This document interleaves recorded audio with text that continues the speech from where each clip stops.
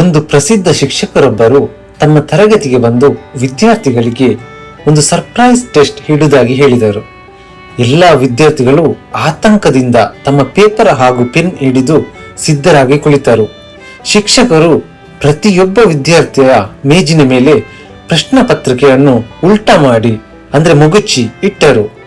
ನಾನು ಹೇಳುವವರೆಗೂ ಯಾರು ಕೂಡ ಪೇಪರ್ ತಿರುಗಿಸಿ ನೋಡಬಾರದು ಎಂದರು.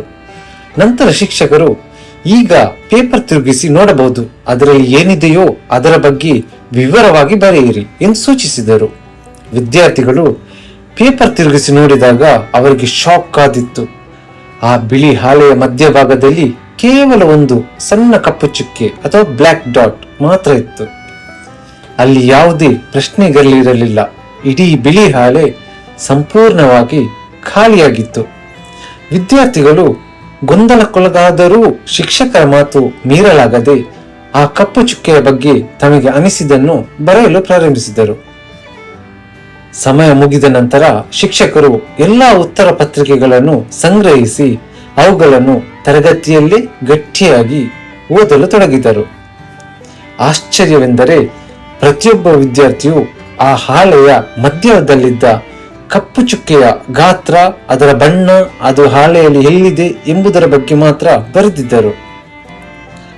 ಪ್ರತಿಯೊಬ್ಬರ ಉತ್ತರವನ್ನು ಓದಿದ ನಂತರ ಶಿಕ್ಷಕರು ಮಂದಹಾಸದಿಂದ ಹೀಗೆ ಹೇಳಿದರು, ನಾನು ಈ ಪರೀಕ್ಷೆಗೆ ಯಾರಿಗೂ ಅಂಕಗಳನ್ನು ನೀಡುತ್ತಿಲ್ಲ. ಆದರೆ ಈ ಪಾಠ ನಿಮ್ಮ ಜೀವನದುದ್ದಕ್ಕೂ ನೆನಪಿರಬೇಕು. ಇಡೀ ಬಿಳಿ ಹಾಳೆ ಸಂಪೂರ್ಣವಾಗಿ ಖಾಲಿಯಾಗಿತ್ತು, ಆದರೆ ನಿಮ್ಯಾರ ಕಣ್ಣಿಗೂ ಆ ದೊಡ್ಡ ಬಿಳಿ ಭಾಗ ಕಾಣಿಸಲೇ ಇಲ್ಲ. ಎಲ್ಲರೂ ಕೇವಲ ಆ ಸಣ್ಣ ಕಪ್ಪು ಚುಕ್ಕೆಯನ್ನು ಗಮನಿಸಿ ಅದರ ಬಗ್ಗೆ ಇಡೀ ಪುಟ ತುಂಬ ಬರೆದಿದ್ದೀರಿ. ನಮ್ಮ ಜೀವನ ಹೀಗೆ ದೇವರು ನಮಗೆ ಸೌಂದರ್ಯ, ಪ್ರೀತಿ ಮತ್ತು ಅವಕಾಶಗಳಿಂದ ಕೂಡಿದ ದೊಡ್ಡ ಬಿಳಿ ಹಾಳೆಯಂತ ಸುಂದರ ಜೀವನವನ್ನು ನೀಡಿದ್ದಾನೆ.